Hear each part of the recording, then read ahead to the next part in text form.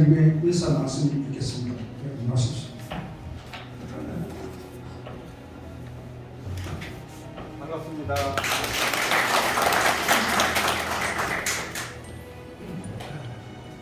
사실 오늘 날을 받아놓고 상당히 걱정을 많이 했습니다.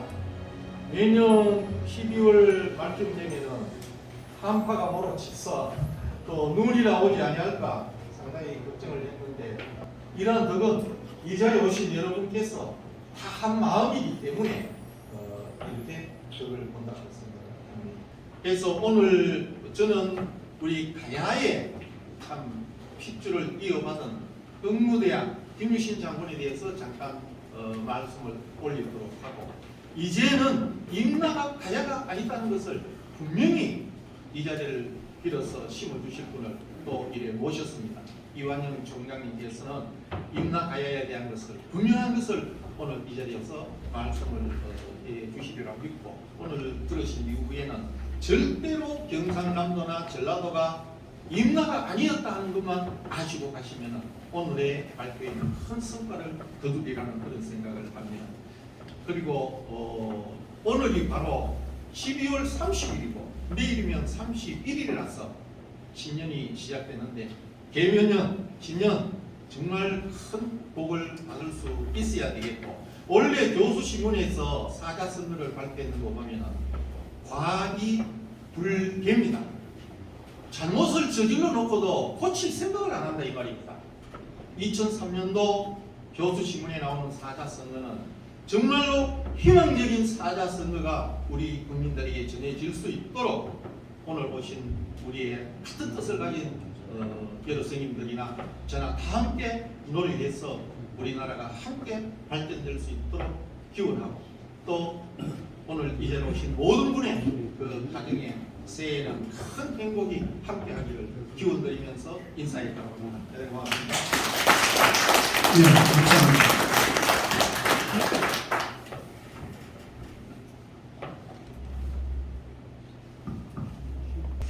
오늘 제2차 학술 발표회를 갖는 사단법인 가야연구원의 가야국의 진실이라는 주제로 이렇게 강의하는 것을 진심으로 축하드립니다. 저는 이번이 이 본 연구원이 개설된 이후에 2번째 참석을 했습니다. 우리 김성문 회장님께서 또 이렇게 초청해 주시고 이래서 개인적으로 정말 영광입니다. 저는 가락 72세 손이고 제 이름은 김종국입니다. 제가 사는 곳은 경산시에서 지금 거주를 하고 있고, 저희가 안태 고향이 또 경산입니다. 그래서 경산이 참 복스러운 고장이다 하는 것을 늘 생각을 해보는데, 그 중에 가장 상징적으로 표현할 수 있는 것이 바로 흥무대왕이 되셨던 김유신 대장군께서 구 압도의 이후에 암양주가 되었을 때 군주로 부임하셨다 하는 것입니다. 그래서 저는 늘 지금의 암양 쪽으로 지나치다 보면 우리 선조이신 김유신 그 대장군의 업적과 그분의 그 성품, 잘 아시는 바와 같이 김유신 대장군께서는 명장이자 덕장이십니다. 그래서 더더욱 존경하지 않나 이렇게 하고, 이 어른이 결국 삼국 통일을 이루기까지는 그분의 성품이 바로 삼국 통일을 이루었다. 어떻게 보면 가야국의 큰 인물을 신라국에서 모셔가서 자기들을 성읍을 발성하는데 큰 역할을 하게 했다 하는 것이죠. 우리나라 이 고대 역사를 송두리째 바꿔내신 분이 바로 김유신 장군입니다. 그런 의미에서 우리는 항상 존경을 하지 않을 수가 없죠. 암양이라면 바로 압도국의 다음에 적은 한 주의 이름입니다만, 신라가 암양을 포기할 수 없었던 것은 곧 암양이라는 그 자체가 신라의 관문이었다는 것입니다. 원래 관문은 대하성을 두었는데 대하성이 백제에 의해서 멸망을 하고 난 이후에 어쩔 수 없이 선덕 여왕 11년에 선덕 여왕이 구압도국 자리를 지금까지는 아무런 행정 명칭을 두지 않았었는데 그때 와서 대하성 탈환을 위해서 압도국의 암양 지역을 암양 부탁고 명명했다. 그때가 642년 대하성은 백제에 잃어버리고 2년 후에 신라가 간당을 모여서 탈환하기 위해서 암양이란 지역을 한 주로 명명하고 거기에 대장군 김유신을 군주로 임명했다는 것입니다. 그때는 김유신 장군께서 대장군이 되지 않았을 때입니다. 그런데 거기 와서 이제 대장군으로 성찰을 하시고 도독으로 임명되었던 그런 결과론이 나옵니다만 김유신 장군이 서기 642년에 암양주의 군주로 왔을 때 삼국사기 김유신 편 3편에 보면 이렇게 적어두고 있습니다. 김유신이 암양주 군주로 부임해 올 때 이미 김부식 선생이 표현한 글입니다.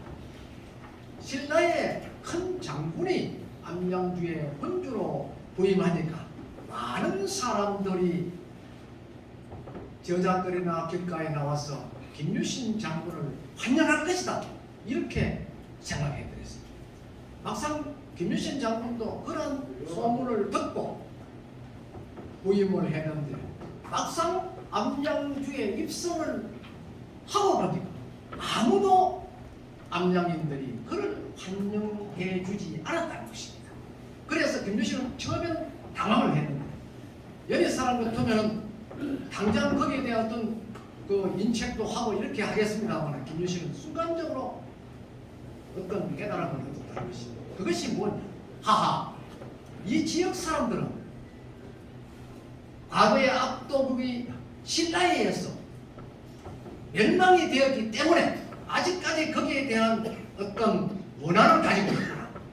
그렇다면 이 사람들을 내가 먼저 달래줘야 한다 하고 전년표를 내지 않고 그가 암양주 구압동 주민들이 몰려있는 저작거리나 또 그들이 모여서 즐기는 유흥가라든지 이런 것을 찾아다니면서 그들과 함께 어울려서 춤도 추고 노래도 부르고 또 술도 마시고 했다. 이런 일을 달포 동안 하고 나니까 스스로 암양주에 있는 청장들이 갑자기 큰 충격을 받았다는 것입니다. 그것이 뭐냐면 신라의 큰 장군이 암양주에 왔는데 어떻게 저런 졸장군을 이곳에 보냈느냐. 당장 포미팀 대여서 협천 쪽에 지금 백제가 의기양양하게 신라 금성으로 쳐들어오려고 하고 있는 중인데 어찌 신라는 저런 용연한 장수를 암양주에 보내서 신라의 관문을 지키게 하였는가 하고 스스로 이러다는 안 되겠다. 우리가 지금이라도 의회라도 일으켜서 우리 스스로가 이 땅을 지켜야 된다. 우리가 신라에 흡수되었을 때 그 엄청난 피해를 본 것으로 생각하면 백제가 만약 이곳을 점령하였을 때는 우리는 그보다 더 엄청난 피해를 볼 수가 있다 하고 스스로 의병을 모았다는 것입니다. 이를 멀리서 바라다본 김유신은 바로 아무런 표현을 하지 않고 선덕 여왕한테 가서 이제는 대하성을 탈환하는 여력이 있습니다 라고 이야기했습니다. 그래 어찌 그렇게 생각하느냐 하니까 드디어 암양주의 주민들이 스스로 백제를 칠 수 있는 여력이 생겼습니다. 그것은 오늘 아침까지 아무런 반응이 없던 그 암양주의 청장들이 모두 일어나서 스스로 나라를 지키기 위해서 의병을 모으기 시작했습니다. 그들을 흡수해서 제가 정예군으로 양성을 해서 백제를 함락시키는데 그들을 정예군으로 활용하겠습니다. 이렇게 하니까 선덕 여왕께서 그 아무것도 모르고 군사 창도 하나 못 맞추는 그 무지랭이 같은 사람을 데리고 어찌 장군은 백제의 강국과 전쟁을 하려 하시오. 이 덕장인 김유신 장군이 하는 말씀입니다. 전쟁은 반드시 칼을 잘 쓰고 활을 잘 쓰고 또 용맹하다고 해서 전장에 승리하는 것은 아닙니다. 그들이 이 나라를 구하겠다는 그런 진솔한 마음에서 우러나는 어떤 결심이 가장 중요한 것인가라고 말씀합니다.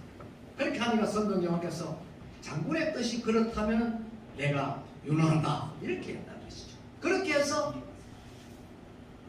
김유신은 돌아와서 그들 앞에 처음으로 나타나서 지금까지 자기가 보름 동안 그렇게 지내왔던 여러 가지 사정을 이야기했다는 것입니다. 그래서 많은 암양주의 주민들에게 큰 환대를 받았다. 그로 인해서 암양주의 청장들은 모두 김유신 장군의 회하에 들어서서 군사를 초래했다 하는 것입니다. 그렇게 해서 결국은 세계의 후연장을 만들고 거기에서 훈련했던 사람들이 645년경에 대하성으로 진격을 해서 결국 대하성을 다시 되찾는데 크게 공적을 남겼다.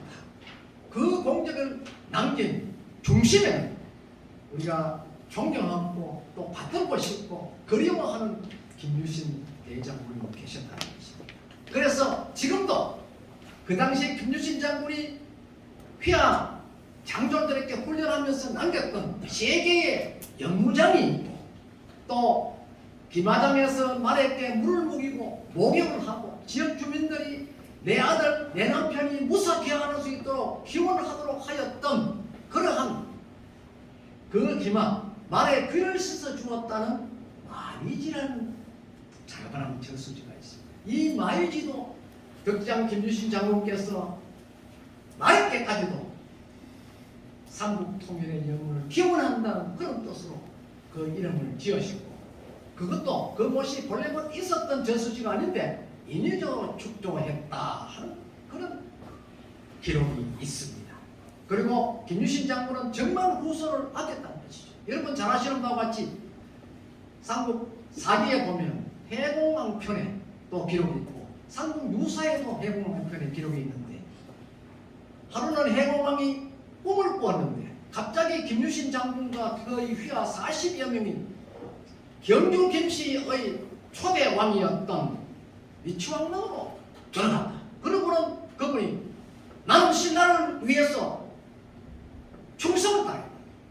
내 목숨까지 끊고 충성을 다했대. 왜 그대는 나의 후손을 무자비하게 죽이느냐?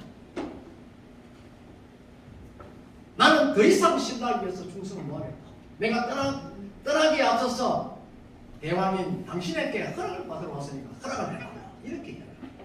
그러니까 미추왕이 세 번 다 허락할 수 없이 도와달라고 이렇게 이야기했는데 그로서 해광이 깜짝 정신을 차려보니까 꿈이었다는 것이죠. 그래서 각각 시켜서 그 이튿날 김유신 장군 묘에 가서 큰 제를 올렸다 기록이 있습니다. 이처럼 김유신은 후손도 사랑했고 심지어 그 후대왕의 꿈에까지 나타나서 후손을 아껴주는 그런 그 기록들이 김유신 장군으로 하여금 남기게 했다는 것입니다. 그런 의미에서 우리 모두는 김유신 장군 후손이고 우리 김성문 회장님도 이러한 기록들을 바로잡기 위해서 오늘 흥무왕에 대한 그 역사, 가야의 후의 흥무대왕에 대한 이야기를 아마 여러분에게 가슴에 깊이 새겨질 수 있도록 말씀을 드리려 있습니다. 그래서 저는 더 이상 이야기를 하지 않고 우리 제가 이야기했는 만큼 한 10분 넘게 아마 우리 그 김 회장님 시간이 아마 줄어들 거예요. 그렇더라도 여러분 박수를 쳐서 많이 격려해 주시기 바랍니다. 여러분 고맙습니다.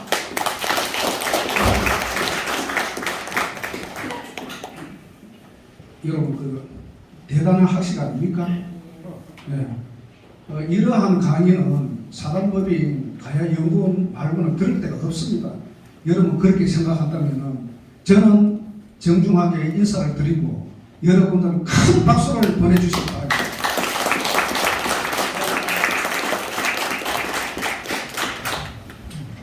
예, 오늘 주제가 제가 말씀드릴 부분이 가야하고는 조금 동떨어진다는 생각을 하실지 모르겠습니다만 이 가야의 후예인 김유신 장군께서 정말 그 신라에 있으면서 또 태어나셔서 큰 역할을 하신 분이기에 우리 국민이면 누구나 다 조금씩은 이 흥무대항에 대해서 기본 그 지식은 좀 하셔야 되겠다 싶은 생각으로 이 주제를 가져왔고, 바로 이 흥무대항에 대한 내용을 아시면은 우리 가야의 역사가 바로 설 수 있고, 가야의 역사가 바로 선다면 우리나라 역사가 바로 선다는 겁니다. 가야는 고조선으로 연결되고, 고조선은 그 위에 배달국이나 또는 한국으로 연결되는 그러한 역사적 사실을 가지고 있다는 것을 말씀을 드리겠습니다. 이분이 왕자가 10분 있었지만은 2대 도왕을 위시해서 쭉쭉쭉 내려가서 10대 양왕에 오면은 신라 금왕이 이 금강가야, 처음은 대가 또는 가야국이라고 했습니다만 금강가야를 침범해 옴에 따라서 10대 양왕께서는 서로의 사상자를 많이 내니까 전쟁하지 말고 그대로 금강가야가 신라에 나라를 넘길 테니까 우리의 백성들도 신라의 백성과 마찬가지로 그렇게 받아주면 좋겠다 하는 그 약속에 의해서 나라를 신라에 넘기게 되죠. 이 양왕은 아들이 왕자가 3분이나 있었습니다. 그 3분의 첫째가 세종 왕자, 노종이라고도 이야기하죠. 이두를 해서 해보면. 그리고 둘째가 무력, 셋째가 무덕 왕자인데, 우리 김해김씨 족보상으로는 무력 왕자를 둘째 왕자라고 전부 족보에 기록되어 있습니다. 그런데 삼국사기에는 무력 왕자를 셋째 왕자로 기록이 되어 있어요. 그래서 세 왕자가 있었고, 이 무력 왕자의 아드님이 김유신 장군의 아버지 서현 장군이시고, 서현 장군이 김유신을 낳으시게 됩니다. 그래서 김유신은 이와 같이 아들이 6사람이나 있고, 또 딸이 4딸이 있습니다. 또 하나 여기서 우리가 눈여겨봐야 될 것은 흥무대항 김유신 장군의 동생이 김험춘 또는 김험순 장군이신데, 이 김험순 장군도 김유신 장군에 파묻혀서 별로 두각이 안 알려져 있는 그런 상황인데, 삼국 통일에 지대한 역할을 한 장군이 김험순 장군이라는 것을 말씀을 드릴 수가 있습니다. 그래서 이 양왕님을 모시는 현재 정각은 산청에 가면은 덕양전이라는 곳이 있습니다. 이 덕양전에 가면은 양왕의 4분의 영정을 같이 모시고 있고, 첫째 이 양왕님이 10대 왕으로 즉위한 것이 서기 521년입니다. 보시다시피 33세 때 양왕으로 즉위를 한 다음에 32년 36세 때 바로 신라의 나라를 넘깁니다. 제가 신라의 나라를 넘겼다라고만 알고 있었는데, 이 양왕님이 나라를 도대체 어디에서 넘겼는가 굉장히 궁금했어요. 그래서 문헌을 찾다가 밀양 삼남진박물관에 가니까 밀양지가 오래된 것이 있었거든요.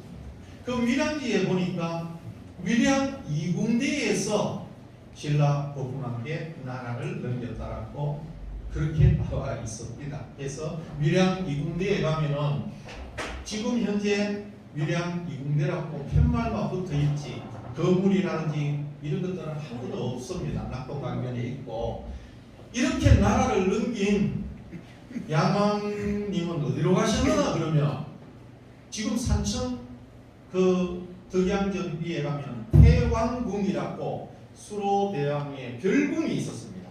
그 별궁에 가셔서 쭉 생활을 하시다가 확실한 고증은 안 되고 있지만 우리 쪽에 전하는 사적으로는 557년에 붕어를 하셨다고 그렇게 돼 있으면서 557년에 붕어를 하시면서 내가 나라를 온전히 지키지 못했는데 어떻게 흙으로 묻힐 수 있느냐 이렇게 유언을 남기셨길래 산청에 가시면은 이러한 돌무덤이 현재 전해져 내려오고 있습니다. 우리 후손들은 이 산천 양왕릉에 가서 매년 봄 가을로 대개를 모시고 있는 그런 실정에 있습니다. 그리고 이 양왕의 둘째 아들이 무력왕자라고 했는데 이 무력왕자가 큰 역할을 하게 됩니다. 어떤 역할을 하게 되느냐면 신라의 양왕의 세 왕자를 받아들이면서 계급사회인 선골, 진골인데 진골에 편입을 하게 돼요. 그러면 진골에 들어가게 되는 것은 신라 사회에서 계급 등급에서 2등급인데 대단한 위치에 거기에 참 등급을 받게 된다는 것은 대단한 그 신라 조정에서 배려를 해준 거죠. 그렇게 생각하시면 큰 문제가 없겠습니다.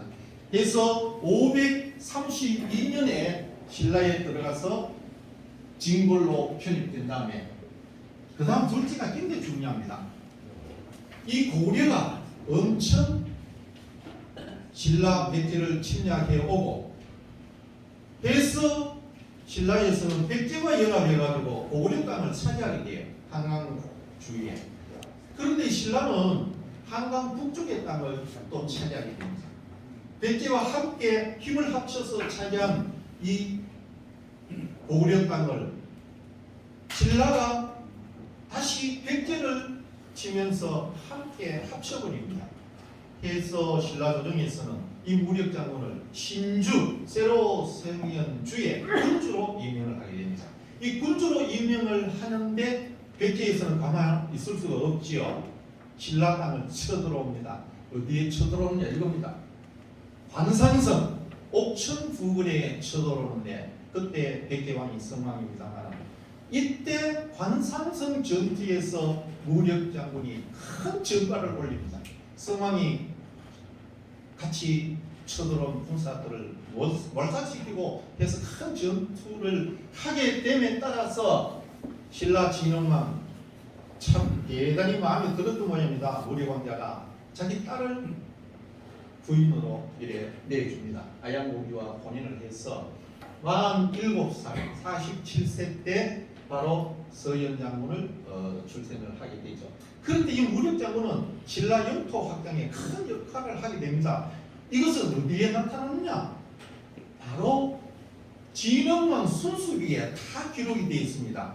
제일 먼저 순수기 세운 것이 545년에서 550년경에 단양에 가면 신라 적성비가 발견이 되었는데 이 단양에 있는 신라 적성비에 무력장군이 여기에 기록이 되어 있고 그리고 창녕에 가면은 진흥왕 척경비가 있어요. 여기도 기록이 되어 있고 북한산 신라 진흥왕 순수기에도 기록이 되어 있고 그리고 이거 참 우리 눈여겨 한번 보십시오. 저 북쪽인 한경도에 황초령에 진흥왕 순수비가 있고 마울령에 진흥왕 순수비가 있습니다. 그러면 이것을 봤을 때 신라는 저 고구려 땅인 북쪽 땅을 침략해서 영토를 확장했다는 것입니다.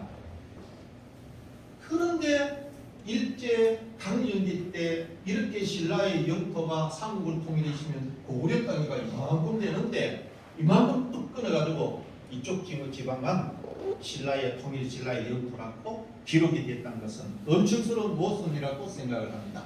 그래서 이러한 무력장군의 묘소는 그 양산 영축산, 영취산이라고도 이야기하는데 그 기슭에 가면은 여기에 무력장군 묘소가 있습니다. 묘소가 있는데 조금 더 확대하면은 현재 이렇게 우리가 보기에는 좀 초라하게 전해져 내려오겠는데 이 무력장군의 묘소를 아주 성역화해서 우리 후손으로 생각했을 때 또는 신라 삼국통일의 밑거름이 된 무력장군이기 때문에 크게 정비를 해야 되지 않느냐 하는 그 생각도 합니다. 그리고 무력장군의 맏아들이 서현장군이신데 이 서현장군님은 화랑에 들어가게 됩니다. 이 화랑에 들어가서 우방화랑이 되고 하다가 대령주 합천 군주로 가게 되죠. 합천 군주로 갔다가 다시 양산 총관으로 오게 됩니다. 총관은 나중에 도독으로 이름이 바뀌는데 군주, 총관, 도독 이렇게 이름이 바뀌면 똑같은 지위에 있게 됩니다. 그러나 신라에 있으면서 이 서현 장군님이 연애를 좀 했어요. 어떤 연애를 했느냐? 바로 숙필종의 딸과 연애를 했는데 이 숙필종이 가만히 생각해 봤을 때 도저히 이 참 서현 장군은 가야에서 넘어온 무력 장군의 아들로서 신분이 났는데 어떻게 혼인을 할 수 있겠나 하는 생각 속에 서현 장군을 진천 태수로 강등해버려요. 진천으로 쫓아내보내죠. 그런데 만명 부인은 이미 서현 장군하고 정이 들어서 떨어질래야 떨어질 수 없기 때문에 숙필정은 뒤주에 창고에 가두니까 설화로 벼락이 쳐서 창고 문이 떨어져가지고 만명 부인하고 도망을 가서 진천에 가서 태수 생활을 했다. 그 태수 생활을 할 때 임신을 해서 낳은 아들이 바로 김유신 장군입니다. 그 김유신 장군은 아마 진천 태수로 가는 것과 동시에 임신이 된 것 같은데 그 김유신 장군 출생하기 전에 서현 장군의 꿈에 화성과 토성이 자기 품 안으로 들어왔다는 꿈을 꾸게 되고 또 엄마는 금빛 갑옷 동자가 구름을 타고 또 집 안으로 들어오는 꿈을 꾼 후에 김유신 장군이 태어나게 됩니다. 삼국사기나 역사적 기록으로는 20개월 만에 김유신 장군이 태어났다고 기록이 되어 있는데 상당히 늦둥이로 이렇게 태어난 것 같습니다. 그래서 김유신 장군 태어나는 그 등에는 상당한 그 기운을 가지고 태어난 것 같아요. 이미 기록상으로 등에 칠성이 7개의 큰 점이 있었다는 기록으로 전해진 거 보면은 등에 칠성이 있었다는 건 이제 분명한 것 같습니다. 이렇게 태어난 김유신 태를 어디에 묻었느냐? 진천 여기에 가면은 태령산이 있는데 태령 정상에 태를 묻었습니다. 요거 동영상이 있으실 건데 한번 찍어보세요. 예. 김유신 장군이 태어난 위치 자리고 여기에서 조금 더 동쪽으로 쭉 올라가면 태령산이 나옵니다. 정지하고 예, 됐어요. 다음으로 넘어갑시다. 예, 또 산에 가면은 이제 이 태령산이 있는데 여기에 태를 묻어놨어요. 태를 묻어놨는데 참 우리가 후손이 보실 때는 조금 초라한 느낌이 듭니다. 우리 성주에 가면은 참 큰 그 태실이 있죠. 이것이 태실이 있고 하고 다른 곳에 태실이 많은데 좀 초라한 그런 느낌이 듭니다. 이것도 동영상을 잠깐 한번 보여주시죠. 예. 그때 가서 이거 참 미세먼지가 많았어요. 가는 날이 장날이라고 미세먼지가 많아서 설명하기를 못해서 대단히 죄송합니다만은 이것이 우리 김유신 장군의 태실이라는 걸 말씀을 드리고 자 그렇다면은 흥무대왕님은 진천에서 생활했습니다. 대부분의 사람들이 경주에서 생활한 것으로 알고 있어요. 진천에서 태어나서 진천에서 자랐는데 그러면 서라벌로 몇 살 때 오셨느냐? 기록상으로는 15세 이전 어느 시점에 경주로 오셨다. 15세 이전에 왔는데 그 이유는 15세 때 화랑인 용화향도를 이끌었어요. 용화향도에 두목이 된다 가지고 그 용화향도를 이끌고 수련을 했는데 어디 가서 수련을 했느냐? 사기의 기록상으로는 중막석굴에 들어갔다고 합니다. 이 중막석굴이 바로 여기입니다. 이 중막석굴이 있느냐?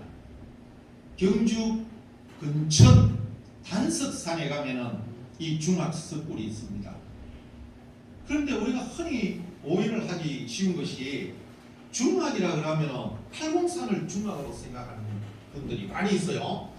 팔공산은 신라가 삼국통일한 후에 명칭을 중막이라 그러고 신라 삼국통일 전에 이때는 단석산이 중학석불로 이야기를 합니다. 그럼 그 근거가 어디 있느냐? 바로 요 부분에 명문이 있어요. 한국일보 오학조사단에 의해서 명문을 분석해 보니까 여기에 옆에 절이 하나 있는데 그 절 이름도 신선사로 밝혀지고 여기에서 김유신 장군이 수련했다는 것으로 나와 있고 이것은 산상도입니다. 김유신 장군이 이 중학석굴에서 수련하는 모습이고 그런데 그렇게 수련한 결과에 경무대왕 가지고 있는 칼에 영음이 떨어져 가지고 그 칼로 바위를 치니까 한참 잘렸다 하는 그 설화가 동명작기라든지 여러 군데 정해져 내려오고 있는데 우리가 하나 여기서 꼭 아셔야 될 것은 단석산 정상입니다. 이 정상에 가면 이렇게 갈라진 바위들이 있어요. 내용 모르는 사람은 이게 김유신 장군이 칼로 자른 바위다 이렇게 생각하는데 이게 아니고 이 정상에서 동쪽으로 한 1km 내려가면 이러한 바위가 있습니다. 이 바위가 김유신 장군이 칼로 잘랐다 하는 바위가 전해져 내려오고 있습니다. 이 정상을 보여주죠. 네. 이 정상의 단석산 정상의 모습인데 예, 여기에 있는 잘라진 바위가 단석 바위가 아니라는 것을 말씀을 드리고 그러면 김유신 장군은 18세 때 국선파랑이 돼요. 파랑이 제일 우두머린 국선파랑이 돼가지고 또 조상을 섬기는 정신이 얼마나 강했는지 23세에서 34세 사이에 7년 동안이나 양왕 능을 신흥을 하게 됩니다.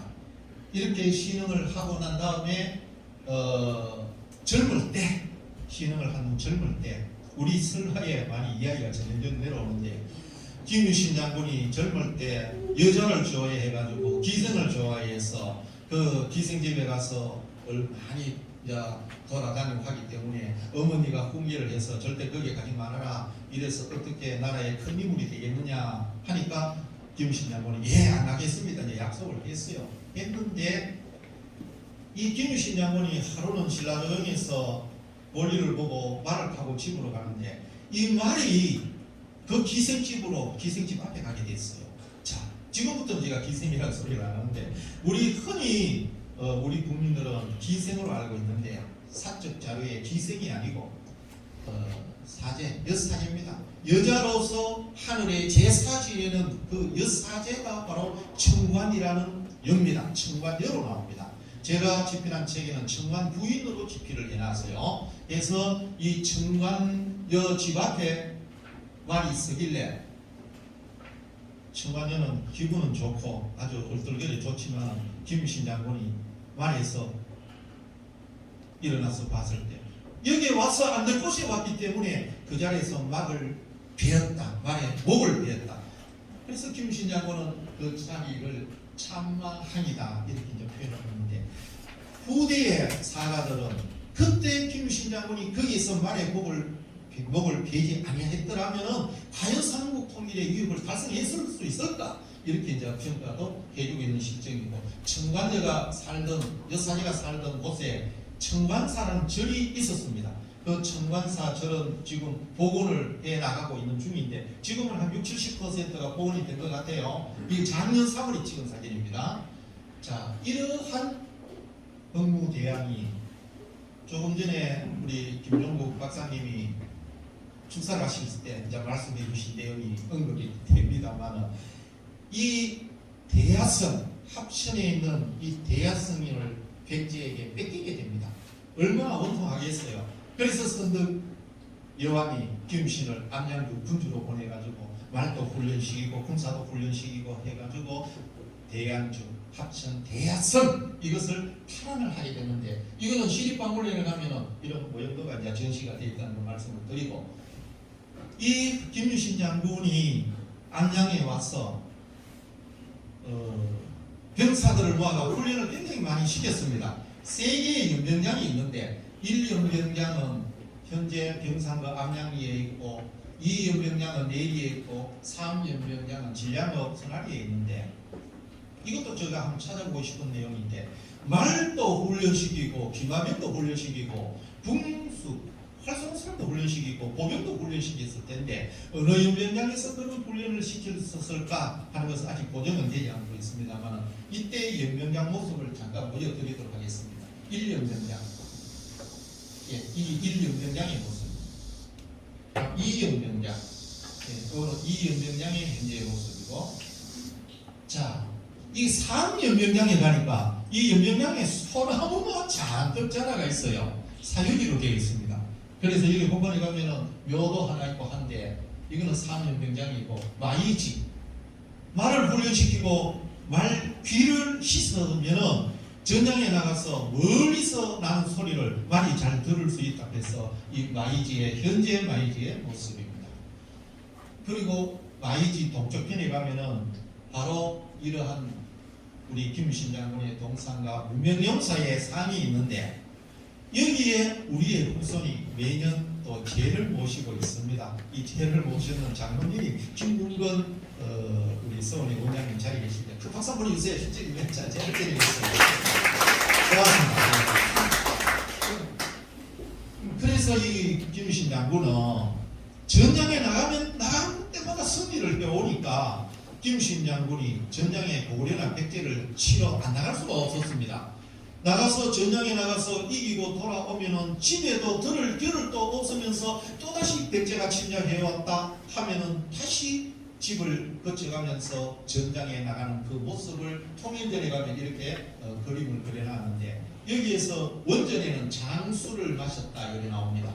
이 장수는 그 제매정에 있는 물인지 또는 미음인지 이것은 아직 분명히 밝혀지지 않지만 어쨌거나 자기 집 앞을 지나가면서 물만 마시고 그대로 전장에 갔다 하는 그 내용들이 기록상으로 남아있다는 것을 말씀을 드릴 수 있고 이것은 바로 대야성을 이제 탈환하는 장면을 합천박물관에 가면 이렇게 모형으로 해둔 것이 있다는 것을 소개를 드리겠습니다. 이거 대야성이 현재 오늘날의 모습입니다. 예, 오늘날의 이 모습이 대야성이 있고 그리고 이 김유신 장군은 이제 당나라하고 연합해가지고 백제를 멸망시키려고 김춘추가 이제 같이 약속을 하는 거죠. 약속을 하는데 바로 660년에는 백제를 멸망시키게 됩니다. 5월 26일 날 김유신 장군이 5만의 군사를 가지고 출전을 하게 되는데 군사들이 북쪽으로 올라가니까 백제에서 바라봤을 때 저거는 고구려 치러 가는 것이다. 우리는 준비를 안 해도 된다 해서 아니라는 생각을 했어요. 그런데 이미 소정방하고 약속이 되어 있었습니다. 당나라 소정방 군사가 덕물도에 도착을 하게 됩니다. 6월 21일 날 도착을 하게 되니까 이때 출발한 김유신 장군의 그 부대 대원들 중에 문무왕 김범민이 바로 이 덕물도 덕적도에 가서 협상을 하게 되는데 어떤 협상을 하게 되느냐 7월 10일 날 바로 백제를 치도록 하자 약속을 합니다. 약속을 하는데 중간에 항산불 전투도 있고 해서 여러 가지 상황으로 날짜를 못 지키게 되니까 바로 소정방이가 김유신 장군의 독장군 김문영이를 불러가지고 목을 베려고 하니까 김유신 장군이 도끼를 들고 말 타고 앞으로 나가서 먼저 당나라 군사를 치없애고 백제를 치겠다고 큰 소리 쳤기 때문에 소정방이가 독장군 목을 안 베고 그렇게 해줬다는 설라가 있죠. 그리고 또 하나 여기에서 이 참 계백장군도 제 개인 생각으로는 정말 훌륭한 장군이시죠. 왜냐하면 그 전쟁 준비가 안 돼 있는 상태 속에서 5천의 결살대를 가지고 신라 군사와 맞닥뜨리가 4분의 전투에서 다 이기게 되죠. 그러나 이 신라 진영에서 큰일 났어요. 사이가 다 떨어졌습니다. 그런데 이때 같이 부장군으로 가는 사람이 김유신 장군의 동생 김범춘 장군입니다. 김범춘 장군이 아들 방구를 불러요. 아들 방구를 불러서 방구라 너가 충효를 다할 수 있겠느냐? 예? 아버님 분부대로 다 하겠습니다. 그러면 지금 계백장군 진지에 가서 싸우다가 장렬하게 죽으라 그럽니다. 아버님 분부를 받들어 시행하겠습니다 하고 계백장군 진지에 가서 장렬하게 전사를 합니다. 이 전사하는 모습을 화랑 관창의 아버지가 보는 거예요. 구밀장군이 그 모습을 보고 관창이를 부릅니다. 관창아 너도 단굴 모양으로 저렇게 충렬을 다할 수 있겠느냐니까 예 아버님 하겠습니다 해서 관창이가 두 번째로 계백장군의 진지에 가게 됩니다. 그런데 계백장군 진지에서 그 두 번째 온 장수를 잡아보니까 투구를 벗겨보니까 새파란 소년이었거든요. 16살밖에 안 됐어요. 다시 살려보냅니다. 신라 진지로. 신라 진지에서 봤을 때 관창이 가서 장렬하게 싸우다가 죽어라 한 사람이 말타고 오거든. 그래서 다시 구밀 장군이 다시 가서 싸워서 장렬하게 정사를 하라고 이야기한 나머지 바로 파란 관창은 계백장군이 진지에 가서 싸우다가 전사를 하게 됩니다. 이 계백장군이 관창의 목을 베가지고 목을 마란장에 달아가지고 신라 진지로 보냈어요. 역사적 기록에 이것이 계백장군의 신책이었어요. 그 목을 잘려서 마란장에 달려온 모습을 본 신라 군사가 사기충천해가지고 계백장군 오천 군산에 모두 몰살시켰다는 일화가 아주 유명한 일화인데 우리는 배울 때 화란 관창만 배웠어요. 제가 연구하고 서적을 조사해 보니까 관창 앞에 반굴 김원순 장군의 아들 반굴이가 제일 먼저 가서 싸우다가 전사를 했고 더 훌륭한 일을 했다 하는 그 생각을 제가 가지게 됩니다. 이것은 강산불 전투에서 김유신 장군이 함께 같이 싸우는 모습입니다. 자, 대체를 멸망시키고 나니까 김유신 장군이 계급을 하나 올려줘야 되는데 각간까지 계급이 올라갔는데 그 계급을 올라갈 수가 없어가 각간 위에다가 큰 대자를 하나 붙이가 대각간이라는 벼슬을 주게 됩니다. 그 대각간의 벼슬을 받고 시간이 흘러서 668년에는 나당연합군이 고구려를 치자고 이제 약속이 됐기 때문에 고구려를 치게 되는데 바로 고구려를 칠 무렵에 상당히 한나라가 고구려를 쳐들어오게 됩니다. 쳐들어오는데 영계소문의 아들인 남생이가 연남생이죠. 압록강에서 당나라에게 패하게 됩니다. 이 당나라에 패하니까 영계소문이 철록 군사에게 들구족이죠. 철록 군사에게 당나라 도읍에 가서 분란을 일으키라고 이야기합니다. 그러니까 철록 들구족이 가서 분란을 일으키니까 여기에서 이긴 당나라 군사가 더 이상 신라로 못 쳐내려오고 다시 회군을 하게 되게 됩니다. 회군을 하는 그런 과정 속에서 소중망은 이쪽으로 평양 쪽으로 쳐들어왔습니다만 소중망은 포위를 당하게 되고 이 포위당하는 속에 영계소문은 대승리를 거두게 됩니다. 그런데 영계소문이 승리를 거두니까 소중박이 포위가 되고 군량미 보급이 안 되니까 이거 큰일 났어요. 이 군량미 보급에 선봉에 선 사람이 김유신 대장군입니다. 김유신 대장군이 군량미 보급하는데 보급을 해서 소중한 군사가 다시 또 당나라로 퇴군하는 그런 일이 벌어졌습니다. 그런데 666년에 오면은 영계소문이 죽어요.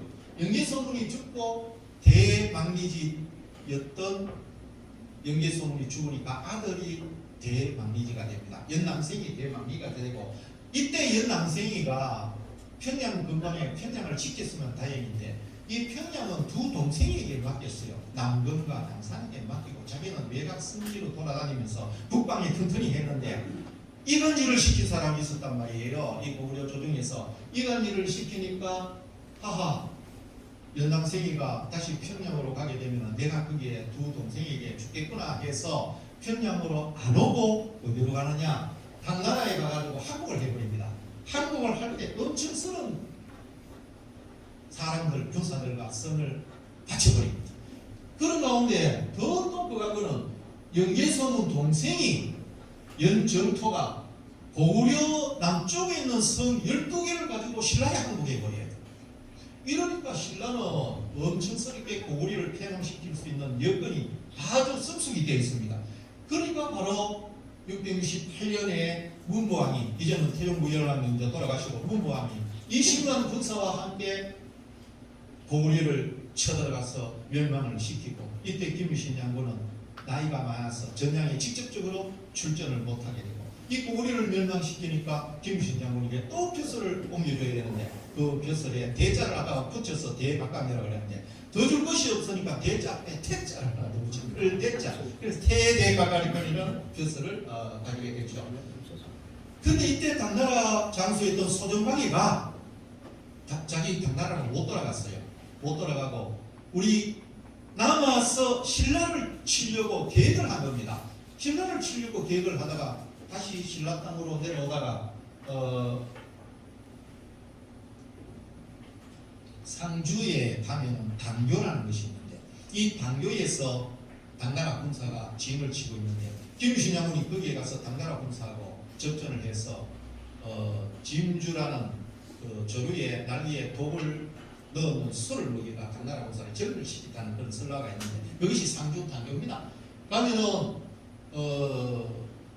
그때의 자리는 현재 이렇게 도로가 나버리고 전부 시설이 바뀌어져서 못 찾고 이거는 사적지고 웅령시청에 가면은 사적비가 이렇게 이제 현재 써 있는 시청인데 이 소종박이가 상주 이저 당교에서 죽었다는 사실은 당서에 기록된 내용으로 봐서도 우리가 충분히 짐작을 할 수 있는 것이 당서에는 소종박이가 그냥 죽었다고만 되어 있지 아무 내용 기록이 없습니다. 다른 분은 어떻게 죽었고 원인이 다 밝혀져 있는데 그렇다고 보면은 소종박이는 여기서 죽었지 않나 싶은 생각이 들고 지금 이렇게 신라가 김우신 장군하고 해가지고 삼국을 통일했는데 지금 통일 신라의 국경은 이렇게 되어 있었는데 바로 고려대학교 고조선 연구소하고 경북도 의회에서 통일 신라의 국경은 그게 아니다. 천산산맥으로 해서 길림 합달령으로 해서 영병시 이것이 통일 신라의 국경이다. 그럼 우리는 반례인데 우리는 반례의 국경을 다시 세워야 될 그런 입장에 놓여 있습니다. 그래서 흥무대왕님은 이제 돌아가시게 되는데 673년 79세로 세상을 떠나게 됩니다. 그럼 흥무대왕의 부인은 어떻게 하셨냐? 대부분 우리 후손들도 잘 몰라요. 여성이 되었습니다. 예, 절에 가서 이렇게 성년 생활하다가 언제 돌아가셨는지 잘 모르겠습니다. 잠깐만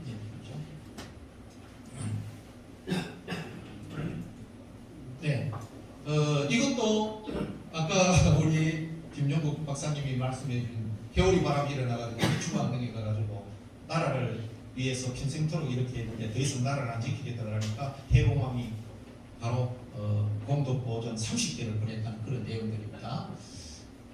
자, 이렇게 835년에 흥덕대왕이 우리 김유신 장군을 흥무대왕으로 추봉을 하게 되고 통일전에 가면은 이렇게 영정을 모시게 나타나는 걸 말씀을 드릴 수가 있습니다.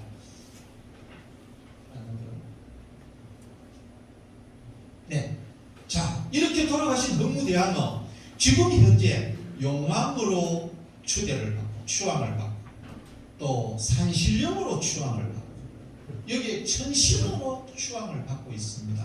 그 내용이 어떠냐? 대관령 산신당에 있는 여기 주신이 김유신 장군입니다. 주신을 모셔놓고 있고 전부 신대림 받으려고 대관령 산신당에 가는 사람은 이 김유신 장군은 산신당 여기 가서 신을 받고 있는 그런 실정이고 그리고 이것은 기원정사에 가면 용왕정이라는 것이 있어요.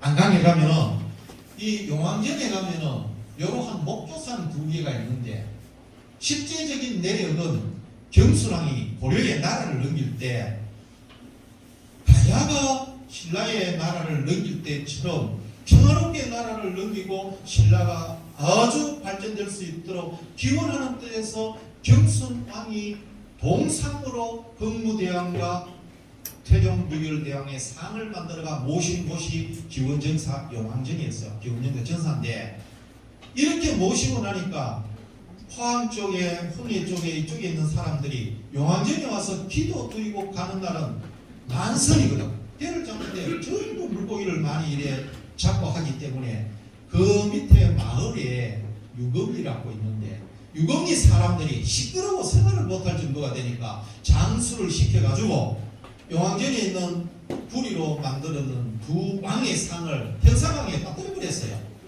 그 후로 유검리에 있는 주민들이 한 달에 한 사람씩 죽어나갔기 때문에 다시 지금부터 한 250년 전에 목조상을 만들어가지고 이렇게 모셔놨는데 그러면 어떻게 모시게 됐느냐?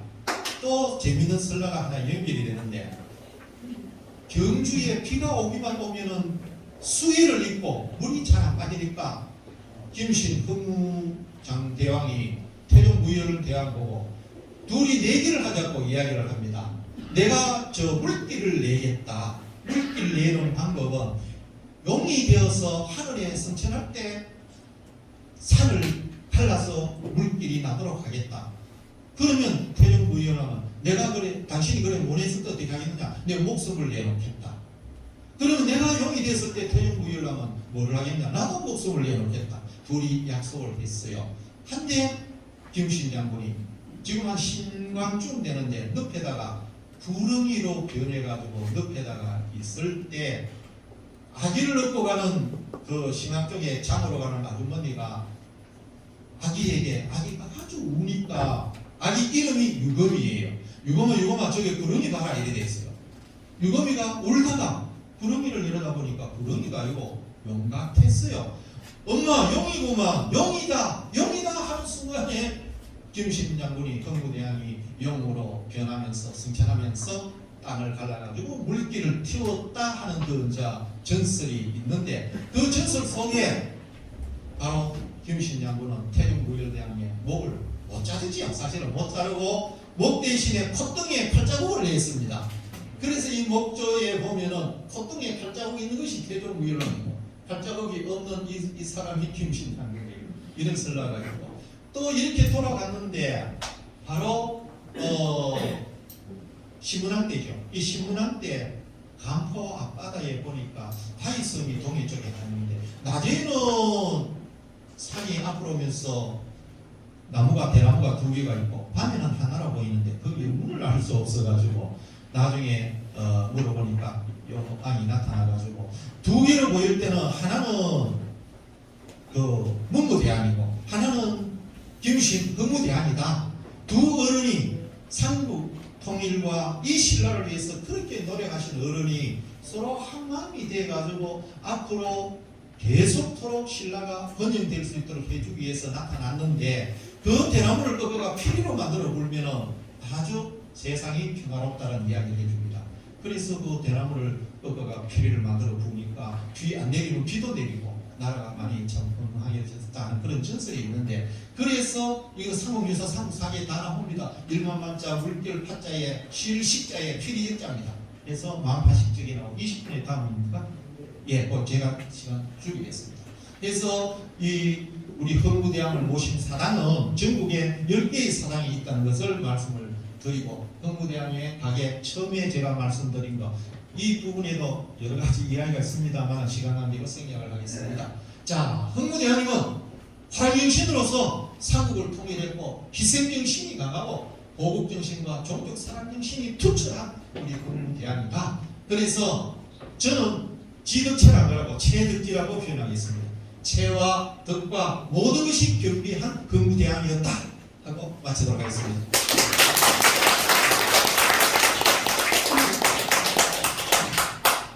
반갑습니다. 이완영입니다. 저는 그 내용을 글을 안 썼습니다. 자, 여러분들의 역사, 희대 김씨 역사는 어떻습니까? 이 가야사는 중요한 것이 이 가야사의 이름은 이제 백지사 부근에서까지 이제 계속 들어올 겁니다. 들어와가지고 이번 전 중심에 어떻습니까? 역사가 만들어질 건데 여러분들이 이 가야를 지켜내면 어때요? 진짜 한국사 전체를 보존할 수 있는 진짜 그 운명의 기록까지 넣었습니다. 왜? 너무너무 지금 역사가 왜그러다 보니까 가야까지 무너지면 우리는 이제 역사를 바로잡을 길이 없습니다. 이제 마지막 기회거든요. 여기서 여러분들이 좀 힘을 발휘해가지고 여러분들은 김수롱의 후손들이고 어떻습니까? 또 역사 의식 있는 분들이기 때문에 이 힘을 변질해가지고 가야가 인도로 만들어지는 이런 불상사 또 김수로 호황과 가짜라고 이런 주장하는 이런 역사가 사람들은 우리 역사가에서 없어져야 됩니다. 그걸 할 수 있는 것은 어떻습니까? 가장 큰 힘은 가락중진입니다. 여러분들께 마지막으로 이 결집을 부탁드리고 오늘 강의를 마치겠습니다. 감사합니다. 예, 열정적으로 강의 좀 감사합니다. 다시 한번 더 인사 말씀 부탁드리겠습니다. 예. 제가 질문이 하나 예. 있습니다. 예, 해주십시오. 관장님. 예, 우리 총장님 죄송합니다만은 제가 앞에 나서 좀 이건 상당히 민감한 사항이라서 제가 질문 안 하고는 도저히 안 되겠네요. 앞에서 모두에서 제가 말씀드린 바와 같이 저는 또 그 공간이 힘에 또 수로한 할아버지 후손이기 때문에 더욱더 공개하는데 우리 교수님께서 아까 그 가야국에 대해서 가야와 사와 임나에 대해서 이제 부분을 내놨었는데 우리 그 이완전 교수님이 상당히 그 가야사를 부활시키기 위해서 노력을 하셨는데 사실 이거 우리나라 역사가 일제 36년 또 1992년 임란이 발생하고 난 이후에 우리나라 이 백성들은 그놈들한테 무참히 살상을 당했습니다. 임진왜란 수십만 수백만이 되는 우리 민족들을 살상하는 민족이 바로 외입니다. 지금도 외국에 가면 전리품처럼 그들이 지켜나가고 있는 게 보면 임진왜란이 일어나서 우리 한민족의 코를 베가고 귀를 베갔던 그 무덤을 지금도 남겨두고 있습니다. 우리나라 역사는 전부 그들에 의해서 왜곡된 거지. 지금 그러한 상황에서 우리 국가가 만약에 인간하는 그 역사적 사실을 믿는다면 우리나라 학자들은 정말 그 살아있는 학자들이 아니라고 저는 생각합니다. 그런데 우리 총장님께서 지금까지 여러 가지 말씀을 하셨는데 우리나라 학자들은 인간을 전부 믿고 있다 하셨는데 그러면 인간을 믿지 않는 학자를 얼마큼 되는지 그렇다면 인간을 믿는 사람 학자하고 믿지 않는 학자들하고 대토론을 붙여서 국민들한테 심판받아보는 그런 어떤 기회를 갖고자 하는 그런 보관은 없으신지 거기에 대해서 구체적으로 말씀을 해주시죠. 이게 심각한 문제입니다. 국사학계에 뜻 있는 교수님 중에 우리하고 뜻을 같이 하는 분이 있다도 뜻은 마음으로 뜻을 같이 하는 데는 하는데 토론이라는 이런 부분은 뭐 안 나옵니다. 절대로 안 나오고요. 나오자마자 뭐 매장 대표뿐이 알기 때문에 갑니다. 이게 우리 회식이라는 거 이상 말씀드립니다. 네. 간장님 그 답이 됐는지 모르겠습니다. 할 말씀이 정말 예, 많은데요. 맞습니다. 예, 예. 많은데. 예, 1차 우리 학술 발표회 때도 이것이 언급됐습니다. 네. 그래 나는 아까 이거 총장님이 발표를 하면서 막 언성을 높이고 그것도 예, 예. 뭐 강한 막 말투를 이렇게 표현하는데 왜 저러나 싶었더니 이 양심을 억누르지 못해 하는 것 같아요. 다 해봤습니다. 예, 예. 공부까지 보내가 토론까지 하자고. 그래도 그 좌절하지 마시고 끝까지 한번 해보십시오. 예, 예, 답변도 감사합니다. 저도 저게 표준국어 대사전을 한번 찾아봤어요. 사전이 여러 종류가 있는데 제가 한번 읽어볼게요. 얼마나 되는가요? 임나 육가야 가운데 지금의 김해 땅에 있었던 나라 이래 나옵니다. 이걸 바로 가르치지 않으면 고치지 않으면 정말 아주 어려운 상황 같아요. 지금 표준국어 대 국립국어연구원에서 나온 이 방법 두 권책이 있어요. 제일 좋은 분인데 이래 돼 있습니다. 혹시 또 다른 뭐 지리상 있습니까? 예, 그럼 시간이 되기 때문에 오늘 뭐 강의해 주신 김종국 관장님 잠깐 읽어 주십시오. 네. 김성문 원장님, 이완년 사무총장님 오늘 감동적인 내용으로 강의를 해주셨습니다. 박수로 한번 더 부탁드립니다. 네. 일부에서 정말로 경청하시고 공감해 주셔서 너무 감사합니다. 이제 마이크를 김병욱 사무총장님께 오겠습니다.